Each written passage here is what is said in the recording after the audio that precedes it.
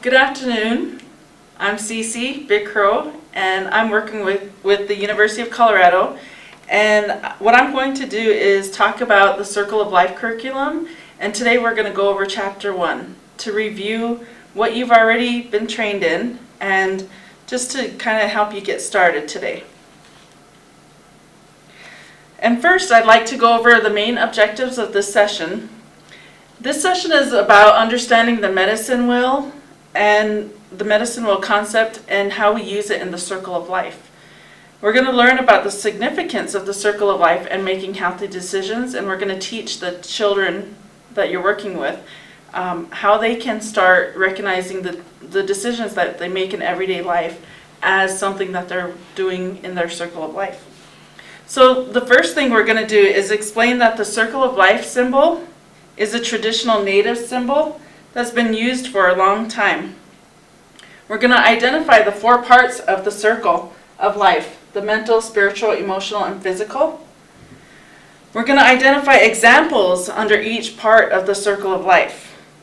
We're going to explain why all 4 parts of the circle must be strong to be a healthy person. And fifth and finally, we're going to explain that volition is your power to make decisions for the things you believe in. So the students have gone through activity number 1 on the web, and we're going to begin there. So what you also want to keep in mind is the different vocabulary words that we'll be using in this chapter. One of them is volition, and volition, if you recall, is the power within us to make decisions, and that's how we're going to be teaching the students. Our mental area is thinking about what you are doing, so it's using your mind, and it helps make you smarter. The physical area is movement, anything that makes your body healthy. The emotional area is enjoyment, or what makes you happy. And the spiritual area is respect yourself and the world around you. It's respecting and honoring your culture and your community. So these are the materials that we'll be needing to use for this chapter. There's quite a few materials, and some of them are used in one activity and also used in another activity. For today's demonstration, I've substituted a few things and made some suggestions, and you may or may not want to do these ideas. You may have some better ideas too. But the first activity is using a ball. So instead of a big ball, because I don't know how disruptive kids can be in the classroom, so you don't want to get like a big basketball or a potato ball or anything like that, or anything that's going to be too bouncy. So what I got are these. So you toss the ball to another person, one of the students, and the catcher then, remember, the catcher will say the name of something that's circular. So your catcher will say the world, and then they'll pass it around the room. When it comes back, you will then say basketball or anything that's circular or round. So what we're getting the students to do is really focus on what kinds of circles are in our world, in our lives, and make sure that we're paying attention to those kinds of things. Then try to make sure everyone gets a chance to offer something that's circular around. This activity can take about 5 to 10 minutes, depending on how many students you have in the room and how quickly they can think of things that are circle and round. Our second activity is setting up the rules of the classroom. So you'll want some poster board, because you're going to want to keep the rules where you can post them and use them throughout the project or throughout the curriculum. And then what I have here is the self-stick wall pad. So you can list the rules out and then post it on the wall anywhere in your room that you're going to be using to do the Circle of Life curriculum. So you're going to ask the youth what they think the rules should be. And usually students will really get into this game. And when they do that, they'll do a lot of buy-in. And they'll be kind of policing their own rules, which is really nice. So you take a marker and you just write down the ones that are really reasonable. If they're saying like things that are like, we should only do this activity for 10 minutes or something like that, that's unreasonable. Just talk through that and don't write it down. But keep things like take your seat, be quiet, raise your hand, be respectful of others, maybe turn off cell phones. I don't know if your students are allowed to have cell phones in your classroom, but that might be something that you would want to list on there.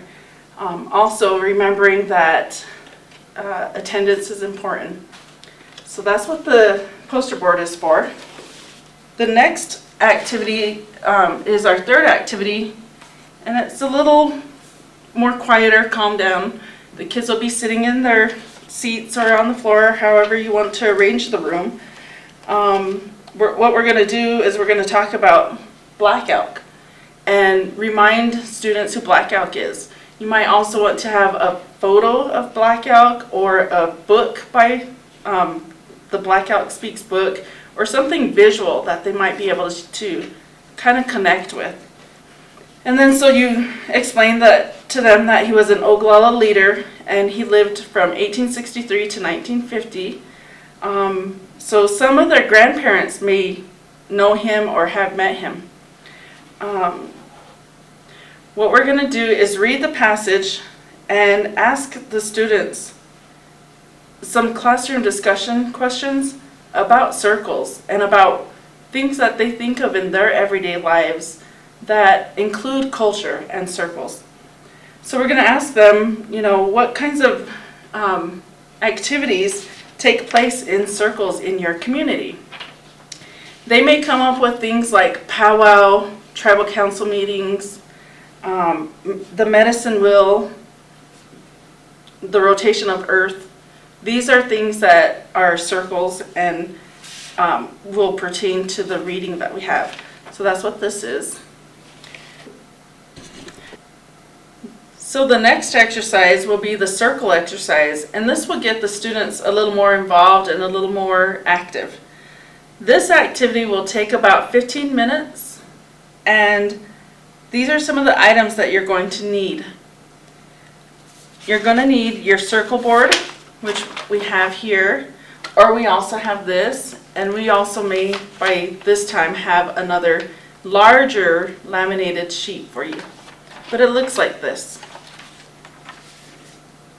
You're going to need your leader discussion guide that will help you have more discussion on activities after the cutouts are done.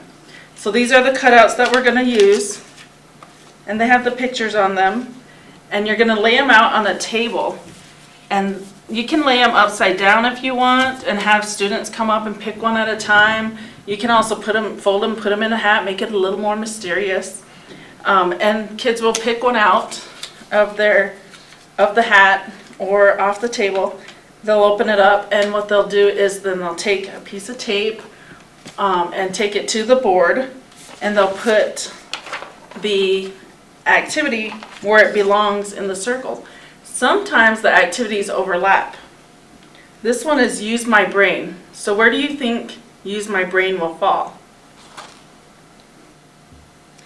So what you're going to want to do is on your sheet of paper or on your whiteboard, you're going to want to tell the students that what we're doing is we're looking at a healthy person.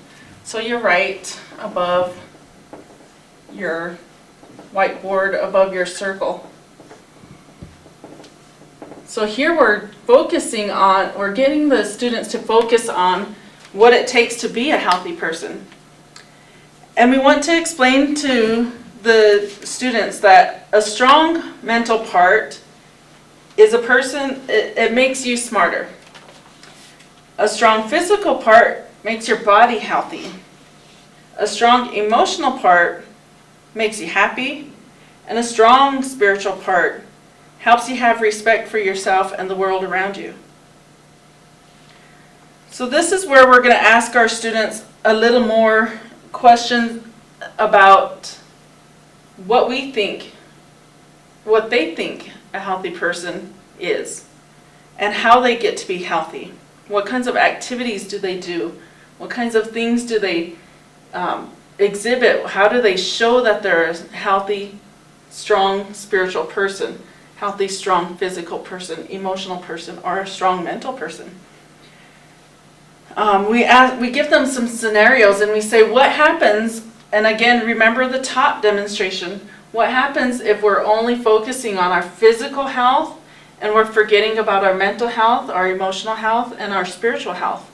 That again is where our circle will spin out of control. And again, remember the top demonstration. Or if we're only taking care of 3 parts and we're not taking care of our emotions.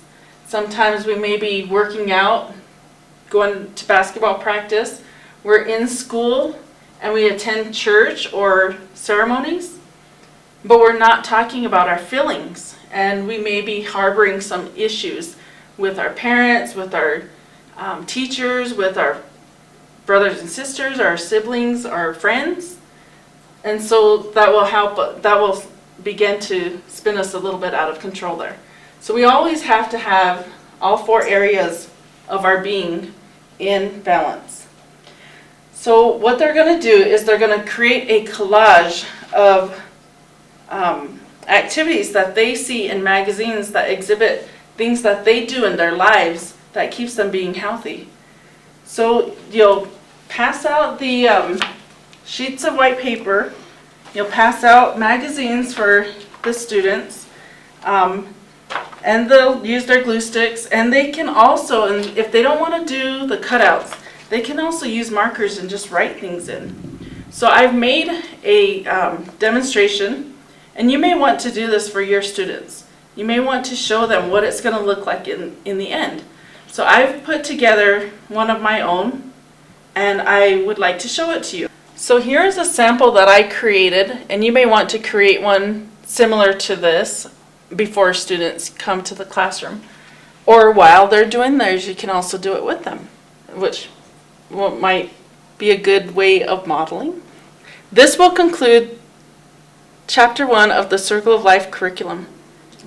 I think the kids are going to have a lot of fun, and this will help set the stage for the rest of the curriculum. We're going to be talking a lot about volition and the circle of life and all these areas of our decision making. So get ready for Chapter 1. Have some fun.